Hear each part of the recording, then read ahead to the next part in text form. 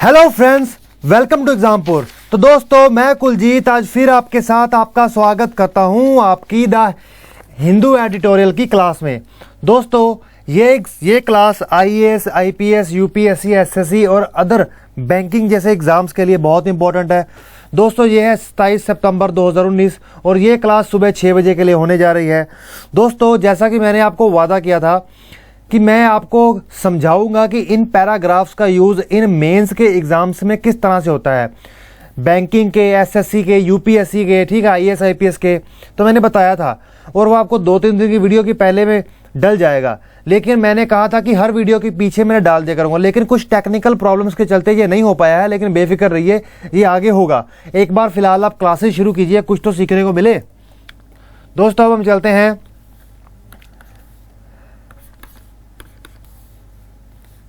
देखिए, यहाँ पे 2 आर्टिकल है जो मुझे आज इंपॉर्टेंट लगे याद रखने की दृष्टि से। देखिए, ये आर्टिकल तो है जो यूएसए और इंडिया में अभी प्रधानमंत्री मोदी जी ने ह्यूस्टन में जाकर जो स्पीच दी और उसके बाद जो ट्रेड डील्स के ऊपर बात हुई, ये उसके ऊपर आर्टिकल है कि जो व्यापारिक डील होनी है, समझौता होना है भारत और अमेरिका के बीच में, उसकी क्या स्थिति है। उसके बाद दोस्तों, ये आर्टिकल आता है बायोटेक्नोलॉजी के ऊपर। मुझे उम्मीद है कि आप समझते होंगे कि बायोटेक्नोलॉजी क्या है। देखिए,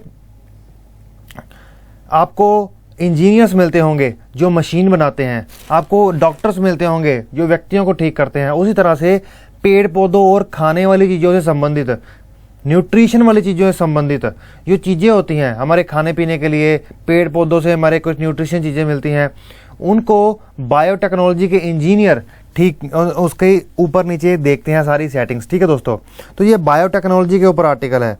अब जरा देखिए, बायोटेक्नोलॉजी कई बच्चों को एक टाइम था कि नहीं पता होता, मेरे को भी नहीं पता था, लेकिन जब तक हमें बायोटेक्नोलॉजी का पता ना चल जाए तब तक हम क्या पढ़ पाएंगे। वो कहते हैं ये एक बायोलॉजी का भाग है। देखिए, बायोलॉजी की हमारी अमृता मैडम करा रही हैं क्लास। ठीक है दोस्तों, ये एक बायोलॉजी का भाग है। सबसे पहली बात तो ये सिस्टम ऑर्गेनिज्म टू डेवलप और मेक प्रोडक्ट्स, ये वो सिस्टम और मैकेनिज्म होते हैं जिससे प्रोडक्ट्स को डेवलप किया जाता है। ठीक है, लिविंग ऑर्गेनिजम्स को। देखिए, लिविंग ऑर्गेनिज्म क्या होते हैं, जैसे कि हम भी लिविंग ऑर्गेनिजम्स हैं, ये आपको उस क्लास में डिटेल में पढ़ा गया होगा बायोलॉजी के क्लास में। और बायो मतलब बायोलॉजी और उसके साथ टेक्नोलॉजी को जोड़ देना, बायोटेक्नोलॉजिकल होता है। ठीक है दोस्तों, तो अब हम अपना आर्टिकल शुरू करते हैं।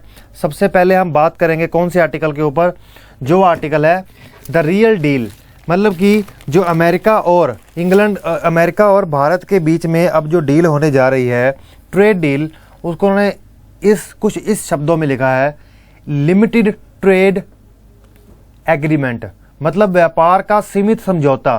किसके बीच में? भारत और यूएसए के बीच में। यहाँ पे वो बात करते हैं, देखिए वो कहते हैं ह्यूस्टन में जो हुआ उसके बाद जो रियलिटी चेक है देखने की ये बात है कि देखिए जो दोनों साइड है, अमेरिका और इंडिया है, दोनों साइड्स ने कहीं ना कहीं ये मैनेज किया है कि वो एक लिमिटेड ट्रेड डील पर पहुंच गए हैं। ठीक है, कहीं ना कहीं पहुंचने में फेल हो गए हैं, failed to arrive at a limited trade deal. जो एक लिमिटेड ट्रेड डील उन्होंने करनी थी उस पर कहीं ना कहीं पहुंचने में वो क्या हो गए हैं, फेल हो गए हैं। हाँ, उसके बाद उन्होंने कहा announce that has been announce during the visit of prime minister Narendra Modi. यहाँ पे वो बात कर रहे हैं कि ये डील पूरी क्यों नहीं हो पाई। देखिए, प्रधानमंत्री जी अमेरिका गए, उन्होंने ह्यूस्टन में अपना स्पीच दी और भी कई समझौते करने गए, उसमें वो अपनी ट्रेड डील के ऊपर भी ध्यान दे रहे हैं। जरा इतिहास को समझने की कोशिश कीजिए। देखिए, जो ट्रंप हैं, ये इस बात को आपको ऐसे समझ नहीं आएगी, जरा समझिए।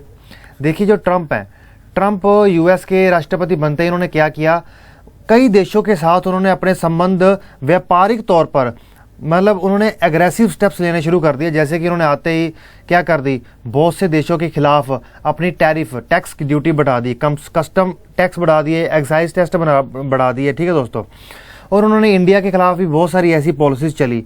अब देखिए, उनकी जो चाइना के साथ हमें पता है कि काफ़ी सारी तनातनी चल रही है, ईरान के साथ भी तनातनी चल रही है, नॉर्थ कोरिया के खिलाफ भी तनातनी चल रही है। अब देखिए, जो चाइना के साथ और यूएस की तनातनी चल रही है वो ट्रेड वॉर को लेकर चल रही है, व्यापारिक जंग चल रही है, जिसमें जो व्यापार का सामान अमेरिका के लोग चाइना से मंगाते हैं उसके ऊपर अमेरिका के राष्ट्रपति ने कर ज़्यादा लगा दिया, चीज़ें महंगी हो गई हैं।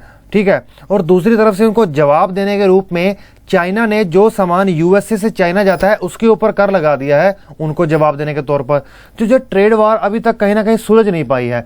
और 2020 के अमेरिका के इलेक्शन आने वाले हैं और उसी के बीच में कह रहे हैं कि मोदी जी अब वहां गए, लेकिन उनके में जो लिमिटेड ट्रेड डील होनी थी वो कहीं ना कहीं फेल हो गई है। और इसकी अनाउंसमेंट इन्होंने अभी की और वो कहते हैं कि ये डील किस तरह से इंपॉर्टेंट है समझें।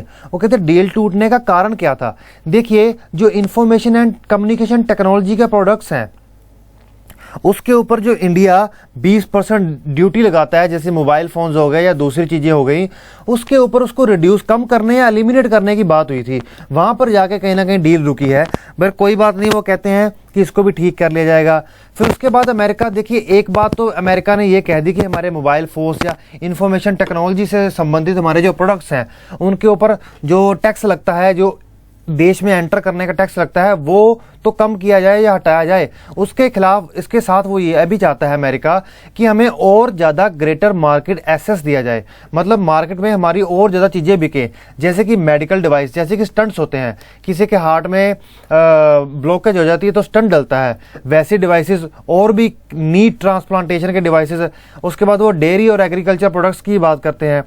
फिर ये बात करते हैं कि there are sensitive products politically for the Indian side. उसके बाद जुड़ी बातें यह है कि loosening price control now is not an option for India, world push up prices of this products in the country. देखिए, ये समझने की जरूरत है, इंडिया का जो जर्नलाइज सिस्टम ऑफ प्रेफरेंस के तहत अमेरिका ने उससे छीन लिया था, जिसके तहत जो विकासशील देश होते हैं उनको विकसित देश कुछ प्रेफरेंस देते हैं, कुछ सहूलियत देते हैं, कर के मामले में उनको कर कम लगाया जाता है। वो इंडिया से अमेरिका ने छीन लिया था। अब वो कहते हैं कि इंडिया ये उम्मीद रखता है कि ये उसको दोबारा वापस दे दिया जाए। फिर उसके बाद कहते हैं कि जो लिमिटेड ट्रेड डील कहाँ पहुंची, ये भी देखना जरूरी है। वो कहते हैं फुल स्केल ट्रेड एग्रीमेंट, उसके ऊपर कहते हैं बहुत सारे चैलेंजेस तो आ रहे हैं, जैसे इंटेलेक्चुअल प्रॉपर्टी राइट्स का आ रहा है, ई कॉमर्स का आ रहा है, H1B वीजा का आ रहा है। ये 3 चीजें हैं, intellectual property right, e commerce. तो कह रहे हैं इन चैलेंजेस को सुलझा लिया जाएगा। जैसे कि हमारे फॉरेन सेक्रेटरी हैं विजय गोखले, उन्होंने भी कहा है कि दोनों साइड्स ने, अमेरिका और इंडिया ने, इनके बीच में जो डिफरेंसेस थे, जो तनाव थे, उनको कम किया है और एक अच्छी महत्वपूर्ण प्रोग्रेस की है, आगे की तरफ बढ़े हैं। और वो कहते हैं कि इंडिया इसी पर ही नहीं रुकना चाहता। इंडिया चाहता है कि हमने आधा रास्ता तो क्रॉस कर लिया अमेरिका के पास पहुंचने के लिए, लेकिन और आधे से ज्यादा रास्ता क्रॉस किया जाए, अगर पूरा ना क्रॉस कर पाए तो, ताकि एक अच्छी डील हो जिससे दोनों को फायदा हो। फिर वहां पे वो बात करते हैं कि अमेरिका भी चाहता है कि उनकी लिमिटेड डील कहीं ना कहीं इंडिया के साथ हो जाए। क्यों? क्योंकि उनको पता है कि 2020 के इलेक्शंस आने वाले हैं और चाइना और यूएसए में जो ट्रेड वॉर चल रही है उसका अमेरिका को कोई अभी तक बेनिफिट दिख नहीं रहा। और ऊपर से चाइना ने उनको जवाब देने के लिए अमेरिका को जिस तरीके से टैक्स उनकी अलग अलग चीजों पर लगाया है, वो वैसे भी उनके इलेक्शन कैंपेन में बहुत ज्यादा प्रभाव डालने वाला है। कहीं ना कहीं उनके वहां प्रॉब्लम्स आनी शुरू हो गई इन चीजों की। तो वो कहते हैं कि अब उनको कोई ऐसा देश तो चाहिए ना जिससे वो समझौता रखें। तो कहीं ना कहीं इंडिया इस चीज में उभर कर आ रहा है। उसके बाद वो बात करते हैं कि देखिए, अब देखिए यहां पे ये बात नहीं हो सकती कि या तो अमेरिका या इंडिया। वो कहते हैं यहां पे ये बात नहीं हो सकती कि इंडिया कहे कि सब कुछ या तो हमें मिल जाए या अमेरिका कहे कि सब कुछ हमें मिल जाए। नहीं, वो कहते हैं यहां पे समझौता कहीं ना कहीं तब होगा अगर इंडिया को भी कुछ मिले और यूएसए को भी मिले। क्योंकि अगर कोई एक देश कहेगा कि सब कुछ मुझे मिल जाए और दूसरा देश कहीं ना कहीं वंचित फील करेगा, तो वहां पर भी वो कहते हैं कि ट्रेड डील नहीं हो पाएगी, मुश्किल है। दोनों के इंटरेस्ट, दोनों के हितों का ध्यान एक दूसरे को रखना होगा, तभी ये आगे बात आगे बढ़ेगी। तो दोस्तों, मुझे उम्मीद है एक स्टोरी की तरह समझाना है मैंने, तो आपको अच्छे से समझ आया होगा। ठीक है, तो ये हमारा आर्टिकल इतना ही है, पूरा हो गया है। अब देखिए, अब हम चलते हैं हमारे नेक्स्ट आर्टिकल पर। ये आर्टिकल थोड़ा इंपॉर्टेंट है, इसमें बहुत अलग अलग पॉइंट्स के ऊपर बात की गई है, जिन पॉइंट्स को मैं विस्तार रूप से आगे रखूंगा और मुझे उम्मीद है कि आप अच्छे से समझेंगे भी। अब देखिए, इस आर्टिकल में 3 तथ्य की तरफ से बात घूमती है। जैसा कि मैंने बताया कि ये बायोटेक्नोलॉजी के ऊपर है। ठीक है, किसके ऊपर? बायोटेक्नोलॉजी के ऊपर। यहाँ पे बायोलॉजी और टेक्नोलॉजी एक साथ जुड़ जाते हैं, आगे वहां बनती है बायोटेक्नोलॉजी। ठीक है दोस्तों, यहाँ पे वो बात करते हैं, वो कहते हैं कि हमें बायोटेक्नोलॉजी सेक्टर है जो, जैसे कि आईटी था, इंफॉर्मेशन टेक्नोलॉजी सेक्टर, इस इंफॉर्मेशन टेक्नोलॉजी सेक्टर ने क्या किया इस इंफॉर्मेशन टेक्नोलॉजी सेक्टर ने, जो हमारा टर्शियरी सेक्टर भी कहलाता है, हमें बहुत ज़्यादा नौकरियां दी भारत में। दुनिया भर में इंफॉर्मेशन टेक्नोलॉजी के नाम पे भारत बहुत आगे निकल चुका है बाकी सब देशों से। लेकिन वो कहते हैं कि अगर आप बायोटेक्नोलॉजी सेक्टर को आईटी सेक्टर की तरह, इंफॉर्मेशन टेक्नोलॉजी सेक्टर की तरह एम्प्लॉयमेंट जनरेशन की नज़र से देखोगे और सिर्फ रोजगार पैदा करने की नज़र से देखोगे, तो ये चीज़ कहीं ना कहीं दिक्कत देने वाली है, ये गलती है बहुत बड़ी। तो यहाँ पर ये सारी बात शुरू होती है। वो कहते हैं कि India is among first countries, Bharat ऐसे पहले देशों से है जिन्होंने स्पेशलाइज्ड एजेंसी सेटअप की है। किसके लिए? विकास, रिसर्च में विकास के लिए और ह्यूमन रिसोर्सेज के बायोटेक्नोलॉजी सेक्टर से संबंधित। ठीक है दोस्तों, बायोटेक्नोलॉजी सेक्टर में रिसर्च को बढ़ावा देकर और ह्यूमन रिसोर्स को बढ़ावा देकर आगे आने के लिए। वो कहते हैं 3 डिकेड्स हो गए हैं, 3 दशक हो चुके हैं। ठीक है दोस्तों, इंपरेटिव है कि has the technology sector lived up it's promise? क्या जो बायोटेक्नोलॉजी सेक्टर की जो बात बनती थी, जहां तक उनको पहुंचना चाहिए था, क्या वो पहुंच पाए हैं? ऐसे ही लेकर बहुत सारे सवाल उठे हैं। वो कहते हैं one needs to go beyond traditional indicators. यहाँ पे वो सारी बात इन 2 लाइनों के ऊपर से घूम के जाएगी।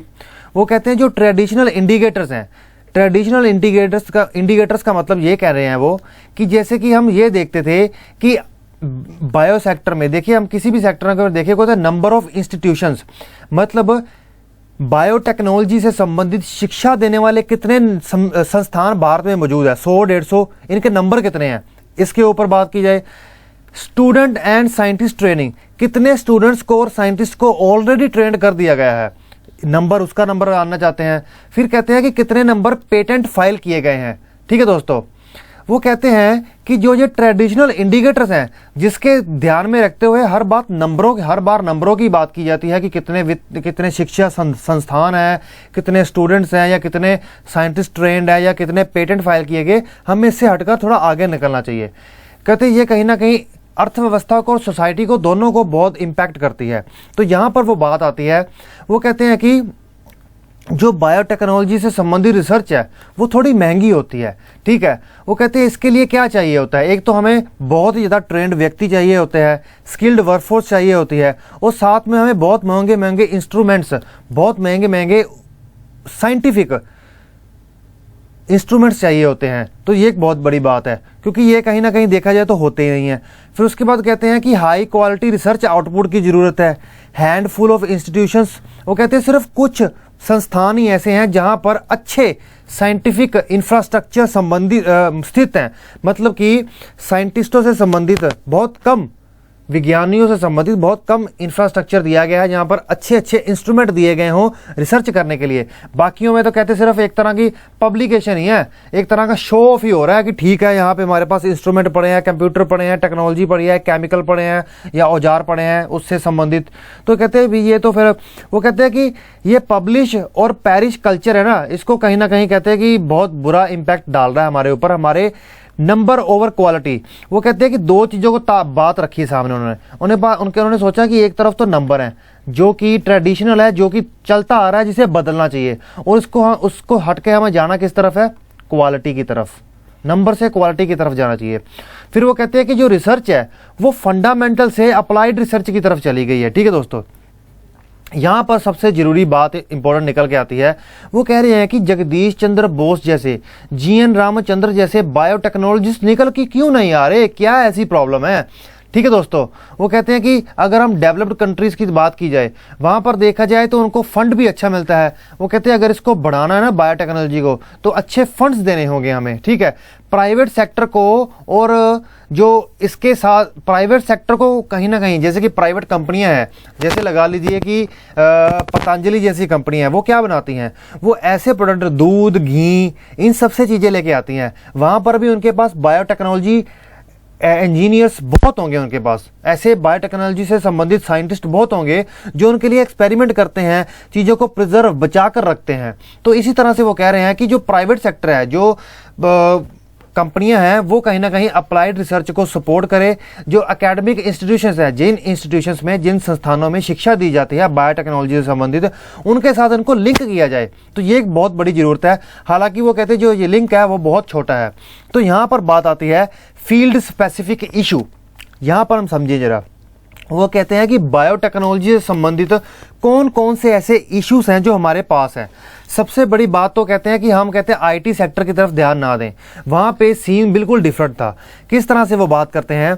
वो बात करते हैं कि बायोटेक्नोलॉजी रिसर्च, वो कहते हैं असेस नहीं है, असेस टू द लेबोरेटरीज, मतलब जो लेबोरेटरीज की ज़रूरत होती है, असेस टू लेबोरेटरीज, मतलब कि अगर कोई व्यक्ति बायोटेक्नोलॉजी की स्टडी कर रहा है, उनके पास लेबोरेटरी नहीं है, कईयों के पास अगर लेबोरेटरी है तो अच्छे इंस्ट्रूमेंट्स नहीं है, अच्छे इंस्ट्रूमेंट्स है तो टेक्नोलॉजी नहीं है, अगर केमिकल्स नहीं है, अगर केमिकल्स हैं तो कहीं ना कहीं अच्छी मैनेजमेंट नहीं है, कोई केमिकल 1 महीने बाद आ रहा है, कोई महीने बाद नहीं आ रहा, तो ये बहुत ही प्रॉब्लम है। और वो कहते हैं हाई एंड साइंटिफिक इंफ्रास्ट्रक्चर नहीं है, जैसे कि मैंने अभी बताया, सप्लाई ऑफ एक्सपेंसिव केमिकल्स, महंगे महंगे केमिकल्स की जो सप्लाई है वो होनी चाहिए, जो नहीं है।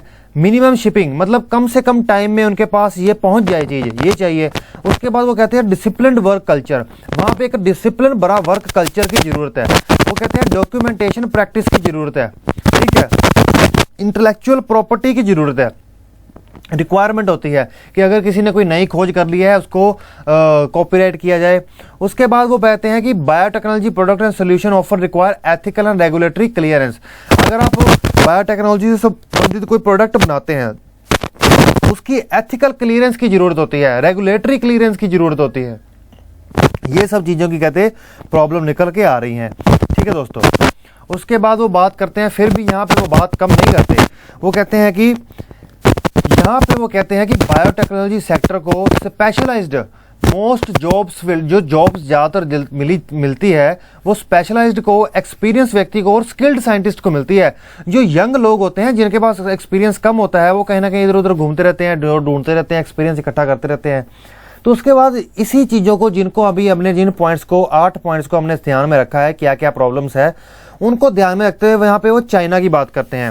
वो चाइना की बात करते हुए यहाँ पे कहते हैं कि देखिए चाइना की स्थिति भारत से बिल्कुल अलग है। वहाँ पे उनके पास सबसे पहली बात तो वो कहते हैं बेस्ट इंफ्रास्ट्रक्चर है। सबसे बड़ी बात तो देखिए वो कह रहे हैं कि उनके पास बेस्ट साइंटिफिक इंफ्रास्ट्रक्चर है, जो उनके पास औजार हैं, मशीनें हैं, ये सब कुछ माइक्रोस्कोप ऐसी चीज़ें हैं वो बेस्ट है। उसके बाद वो कहते हैं कि उनके पास स्किल्ड ह्यूमन रिसोर्स है, जिनको अच्छी ट्रेनिंग मिली हुई है, ठीक है। उनके पास वो कहते हैं रेजिमेंटल वर्क कल्चर है, रेजिमेंटल वर्क कल्चर है। उसके बाद वो कहते हैं practice, train to practice rigorous documentation, अच्छी और रिगोरस डॉक्यूमेंटेशन चलती है। वो कहते हैं अगर रेशो की ध्यान दी जाए, जहाँ पे इंडिया का 1 बायोटेक्नोलॉजी साइंटिस्ट है वहाँ पे चाइना 5 दे रहा है, तो देखो कितनी बड़ी बात है। फिर उसके बाद वो बात करते हैं कि higher science budget coupled with flexible higher system, ठीक है दोस्तों। वो कहते हैं एक तो हायर साइंस बजट, वो कहते हैं उनकी इकोनॉमी में, चाइना की इकोनॉमी में एक तो साइंस का बजट बहुत ज़्यादा है, जो कि बजट में वो इनको एलोकेशन करते हैं, फंड देते हैं, वो तो बहुत ज़्यादा देते हैं। और साथ में फ्लेक्सिबल हायरिंग है, मतलब बहुत आसानी से कोई भी व्यक्ति हायरिंग कर सकता है। वो कहते हैं चाइनीज यूनिवर्सिटी और रिसर्च लैब्स को एक दूसरे को दूसरे देशों के साइंटिस्टों के साथ कहीं ना कहीं लिंक कर पा रहे में ये लोग सक्षम है। उसके बाद वो कहते हैं कि process of hiring in our universities and national lab simpler. वो कहते हैं कि हमारी यूनिवर्सिटी में अच्छे साइंटिस्ट और टीचर को हायर करने के लिए और लेबोरेटरीज का सिस्टम फ्लेक्सिबल करना चाहिए, ताकि हमारे इंडिया में साइंटिस्ट भी आगे बढ़ चढ़ कर आ सकें। देखिए इसी चीज़ों का एक्सपीरियंस तो मुझे थोड़ा पर्सनली भी है, मेरे खुद के दोस्त ने ऐसी प्रॉब्लम्स फेस की हैं। वो बायोटेक्नोलॉजी की शिक्षा कर रहा था, लेकिन वहाँ पे कोई लेबोरेटरी नहीं थी, बस बुक्स पढ़ के जा रहे थे। आज वो पता नहीं क्या क्या कर रहा है, कोई ये जॉब और स्टडी की है वो तो कर ही नहीं पा रहा।